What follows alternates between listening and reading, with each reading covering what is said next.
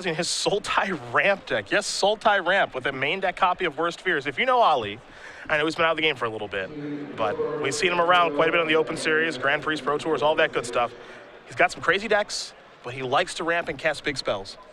Yes, he does. Although I feel like game one here is going to be very challenging for Ali Aintrazi if Seth has any sort of draw. His deck's just not very set up for a quick onslaught of cheap creatures. I'm always a big fan of red decks just really making it known very quickly what they're up to. Foundry Denizen, here I am, this is what I'm doing. Play another one, get in there for 2. Well, Foundry Street Denizen, at least, there could be the hope that it's just some sort of token strategy. Fire Drinker Satyr is the guy who lets you know what's up. Fair enough. Ali gonna sacrifice his Polluted Delta, figure out what land he wants to search. If you can see his hand, it's a mishmash of cards. He's got Crux of Fate, Pearl Lake Ancient, Sylvan Caryatid, Courtier of Crufix, all in there. Doing a Bioblight check, and nope. The big donut. 0. How are they gonna figure out what land he wants to get here with the Delta? And if I'm in Seth's seat, I'm thinking to myself, oh, thank goodness, because Ali sacked that Delta so fast that I would have thought for a moment that I was about to get hit with Bioblight, but that'd be quite the slow roll at this stage. Yeah, if he's taking a moment to check, there is no Bioblight, especially when he's searching up an island. So Sylvan Caryatid will join the party. And we're gonna go back to Giurato's way.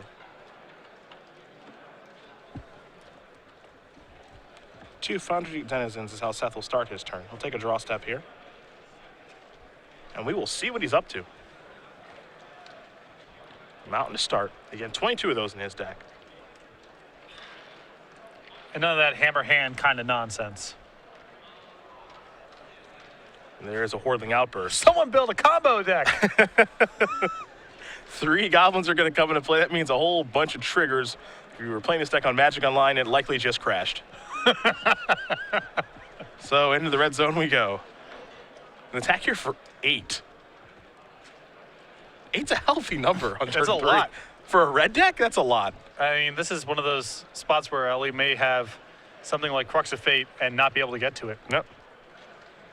Well, of course, there's going to try to help here. Take a look at the top card. It's a copy of Treasure Cruise. Perfect. Here's a Temple of the Sea. I have a feeling I know where that Treasure Cruise is going to go. To the bottom. What's next on top? A copy of Hornet Queen. Hey, an expensive approach. Yeah.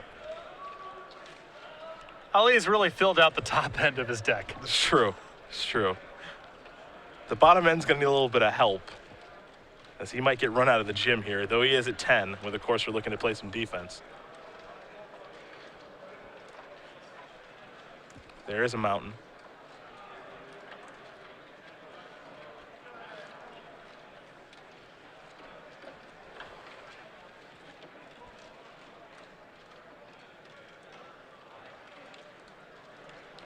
Even if Seth's hand is just lands at this point, I think he's still got a very good chance of winning.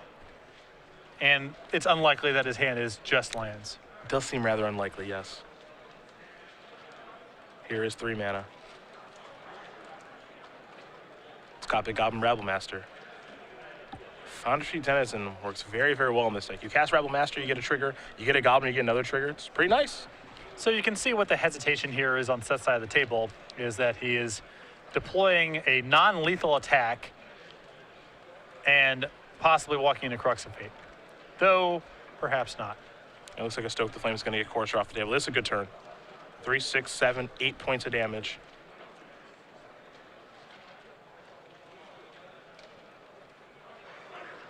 And we know Ali's going to draw a copy of Hornet Queen. And he looks to have been overwhelmed this game. He'll pass the turn back, look to get a little information if he can on the way out the door. Might as well. Yeah. No reason to concede. That's for sure. If Seth does cast another spell that maybe you didn't expect, that's great.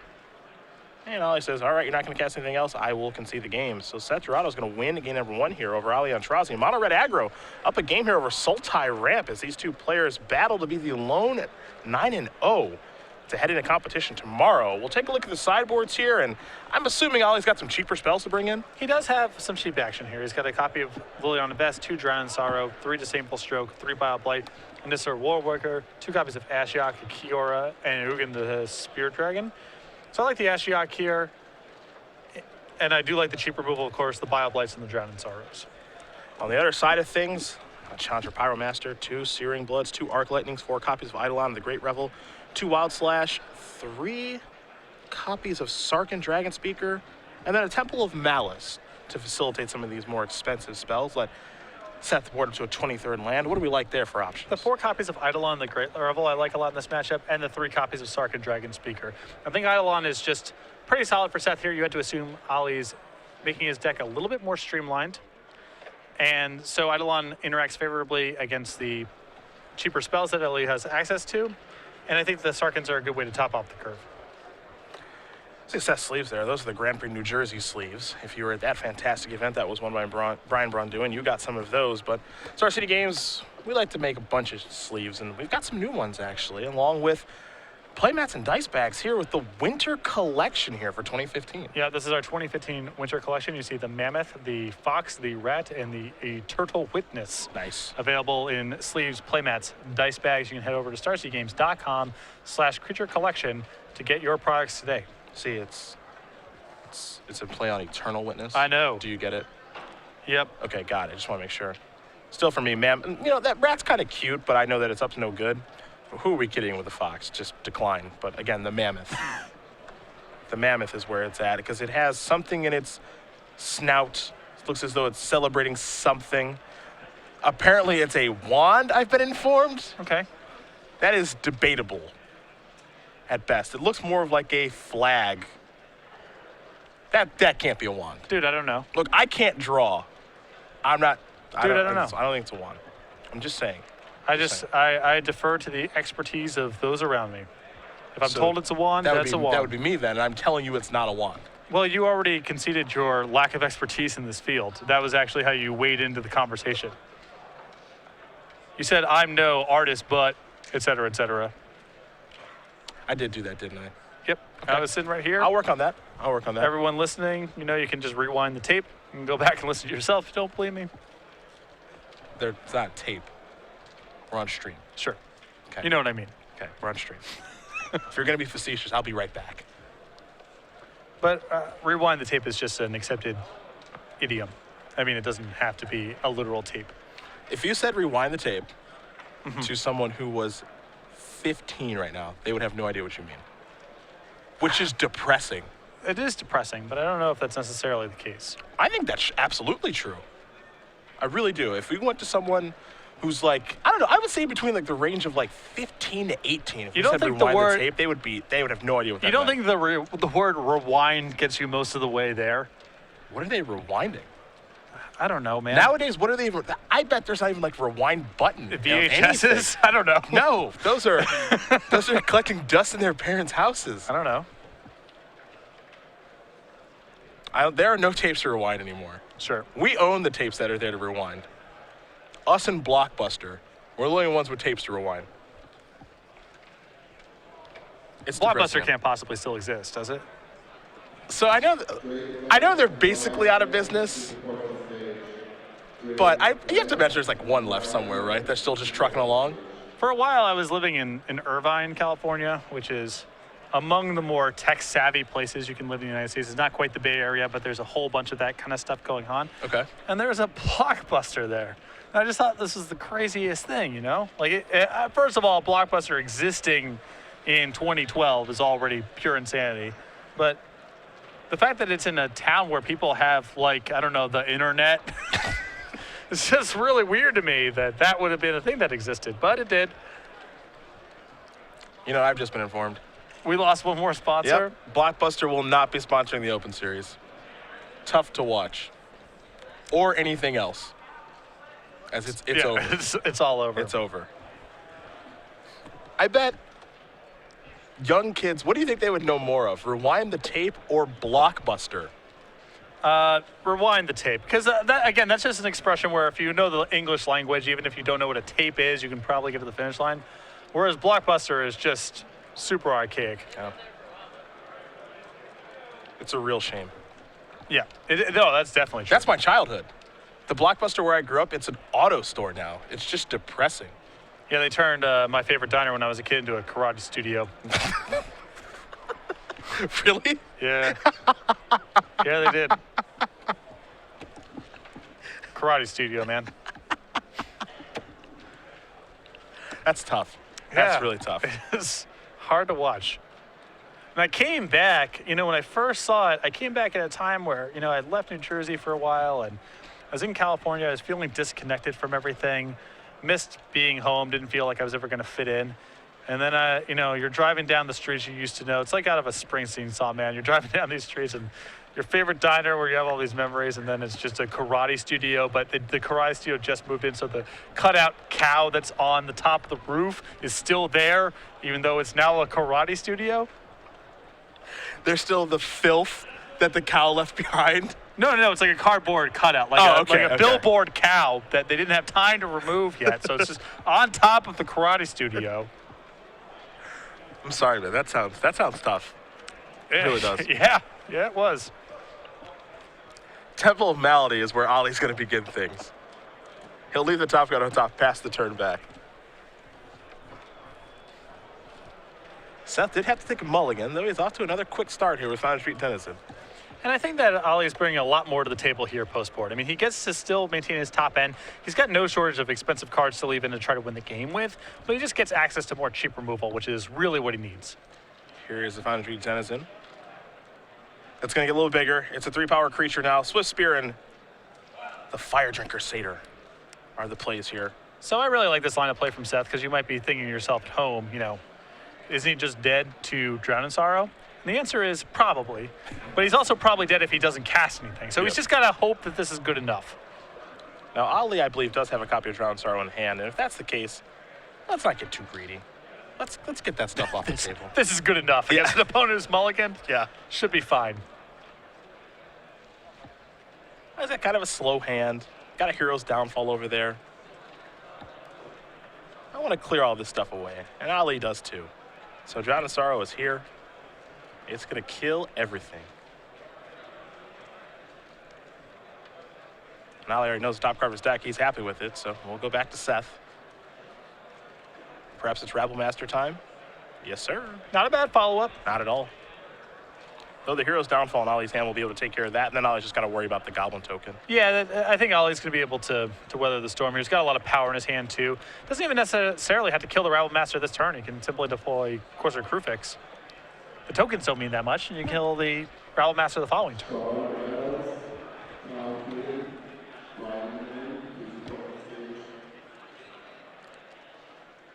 Looks like Ollie's going to go the Corsair route, so he will play that. Take a look at the top card. It's a Frontier Siege.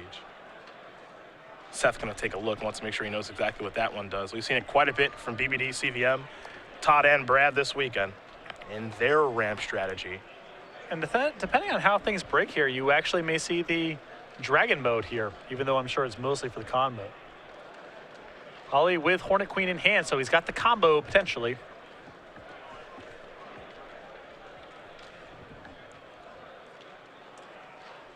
Well, time for another Goblin token. Stoke them flames. That's why I was a little bit against this. I don't like taking damage kind of unnecessarily. Like, I just want to get the Rabble Master off the board. Sure, no, that's a fine instinct here. That was definitely the risk of Ollie's play. That's not to say that Ollie can't come back and win or anything like that, because I definitely think that he can. And perhaps he sacrifices the Delta to get a different draw that's not Frontier Siege. Like, all these things can happen. I just don't want to take the damage if I don't have to. Yeah, you get a feeling that this is kind of the worst case scenario and was avoidable with a different line of play. And the other thing, too, that's kind of tough is he might actually want Frontier Siege now. That's the other thing. So he's actually going to draw. He could have sacrificed the Delta and shuffled it away, but he kind of wants it in this situation. Yeah, I think, it's his route to Hornet Queen. But Hornet Queen is not really worth that much in the event that Seth is able to build up a board of tokens. Then you're just looking at some big trades. He's going to go with the con side, which means he's going to get 2 green mana in his second main phase, Will Aintrazi. He'll sacrifice the Delta. He'll get a land out of his deck. That'll come into play, which will allow him to deploy the Corsair, which is still a pretty good turn because in the follow-up turn, he can go to Hornet Queen. I suppose he's still okay because these red decks, well, at least most red decks in Standard, they don't have a lot of reach. Not going to find Lightning Bolt or Flame Rift or Fire Blast or stuff like that. He does have burn, cards like Searing Blood, Lightning Strike, and Stoke the Flames. But again, you just want to keep your life total high enough that those cards don't really work their way into the equation. Yeah, and he's still not quite out of the woods here. I mean, there could be another Stoke the Flames here. Even something like Chandra Pyromaster is really problematic. To be fair, when I'm always playing against a red deck, I'm always terrified of how much damage they can deal, so I always do whatever I can to keep my life total as high as possible. And that has resulted in losses as well. Yeah, no, it's a balancing act because you don't want the game to go on for a very long time, but you also want to avoid some of the turns like what happened to Ali and what's happening again, where there's still Harrow's Downfall stuck in his hand and he's taking a ton of damage. So now he's going to take 2, 3, 4. He's going to take 6 points of damage now. And now maybe the Hornet Queen stabilizes things, maybe it doesn't. But now you've worked yourself into the area where, all right, Lightning Strike is a real card all of a sudden. Yeah, and if Ali just has to block a bunch of stuff here, which seems likely, then you're playing top of deck to top of deck. And Ali's hands a Downfall and a Caryatid, which is something to work with, but it's by no means a lock. Frontier Siege was really impressive that turn. So Frontier Siege here gives him 2 green, plus the 5 mana available. That lets him cast Hornet Queen, and then he gets 2 green in the next main phase and is able to cast Sylvan Caryatid. So you can see the power of this card. Yeah, I don't think people know that works that way. In fact, when I saw it on the camera for the first time today, I was unaware of that as well. You can use mana in main phase 1 and then get mana again in main phase 2. Giurato going to draw a card. You have to imagine he's on the burnout plan now, or at least some version of it. Though Rabble Master can actually do a pretty nice job of kind of keeping up with the Hornet Queen and what it's done. The Rabble Master itself doesn't have to attack. Yep. It can just keep pumping out dummies. Well, 1 token is checked by the Hornet Queen and 1 token is checked by the Caryatid. So there's not a lot of progress to be made at this stage by holding back. But it is true he isn't obligated to swing with everything. He doesn't want to. You know, you kind of work yourself into an interesting situation, right, where if he has an answer for actual Hornet Queen, then that Rabble Master never really needs to get in. Yeah, no, that's true. If he is able to find a literal kill spell for the 2/2, then what you're talking about can occur. But I think if you are Ali here, he had quite a bit of blocking. You can't afford to take any more points of damage. No way. Especially since Ali's not even close to winning the game, you know? Yeah. Seth's probably looking at several draw steps before anything really changes. Now, do you like the block with Caryatid there on a Goblin token as opposed to an Insect token, just to get the Goblin token off the table? I don't think the Caryatids really have anything else to do at this point but block tokens because Ali has all the mana he could ask for. So I like keeping more tokens in play so you can go on the offensive. We'll see if he can shift roles here. It's 20-6. Downfall in Aintrazi's hand. Looks like he may have a copy of Murderous Cut here as well, as he's looking towards the graveyard. Or perhaps a copy of Tasigor. By the way, it looks like he's going to be using his graveyard as a resource here in just a moment.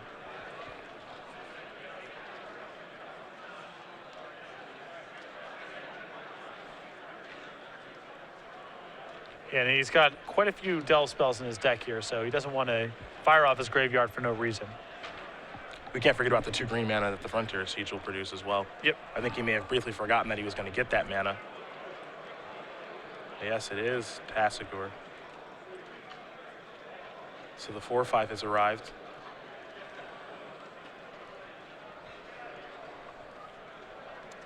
And we'll see how aggressive Aintrazi wants to get. Well, he can sit here all day. His deck does not have a lot in the way of counter spells or life gain. So every draw step Seth has, Ali's just got to sweat it out. Hero's Downfall will take care of the Goblin Rabble Master. And it looks like Hornet Queen's going to come in the red zone, so Seth's going to go down to 18. But Aintrazi's got to pick up the pace now. Seth has a couple of cards in his hand, which is a little bit scary. Now, Ali's going to use the ability here. Sultai Charm and Temple of the Seed are cards that are turned over, and that means Aintrazi gets one of these. Now, the options, of course, are the Sultai Charm, which is new, along with Hero's Downfall and Courser of Crufix. Which one do you want to give me, Seth? I think the difference between the two at this point is marginal. I mean, Sultai Charm's slightly more versatile, but I guess because it gives Ali the option to catalog that you would give them the Hero's Downfall here, but it's very close to a push. Yeah, I think I would prefer the Downfall. I don't want to give him the Courser. I think that one's immediately... Yeah, that's out. And yeah, the option to actually draw 2 and discard a card, I'm a little scared of. Here's a Lightning Strike that's going upstairs, so Aintrazi's going to go down to 3. Well, let's put him down to 1 via Wild Slash. Seth going to draw. Land, Stoke. Chandra for the last one. Wow. That is going to do it. Seth Giurato is going to win this match here over Ali Aintrazi. 2-0. Mono red aggro is on top. He's 9-0. And that was a game where Seth was on the draw, mulliganed, played 3 creatures by his second turn, got hit with Drown in Sorrow, and still was able to put it together. I mean, he had to have basically the exact right mixture of cards there. He won the game with no cards left in hand. He had nothing. But very impressive stuff. And as you mentioned, that play with the Rabble Master, it seemed subtle. Looked like Ali had enough of an edge that it couldn't go wrong. But Seth, with 2 copies of Stoke the Flames, devoured multiple of Ali's turns. The Rabble Master's connected for a lot, and Seth was able to burn him out before Ali could close the game out with his slow clock. You got to get that card off the table. It's just too powerful. Now, I know, again, Seth was on a mulligan to 6, and what's the likelihood of him having back-to-back Stokes to clear out the Courser and all that stuff, but it ended up happening. And I think that's how the game broke, and that's why Seth was able to get it. If the Hero's Downfall comes a little earlier, maybe we're talking about Game 3 being underway, but as it stands, Seth Giurato is our lone 9-0 here in Washington, D.C. Big